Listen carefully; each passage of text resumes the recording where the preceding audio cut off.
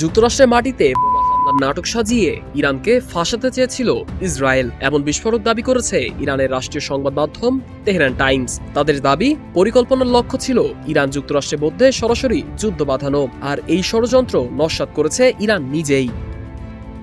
ইরানি সংবাদ মাধ্যমের দাবি, একটি বন্ধু রাষ্ট্রের মাধ্যমে আগেভাগে এই ষড়যন্ত্রের খবর পায় তেহরান। সঙ্গে সঙ্গে যুক্তরাষ্ট্রকে জানানো হয় সম্ভাব্য হামলার বিষয়ে, ফলে ঠেকানো সম্ভব হয় বড় ধরনের বিপর্যয়।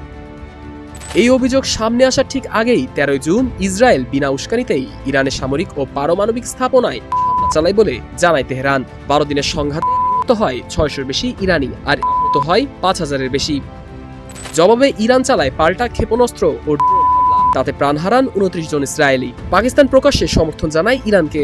অবশেষে যুক্তরাষ্ট্রের মধ্যস্থতায় 24 জুন যুদ্ধবিরতি কার্যকর হয়।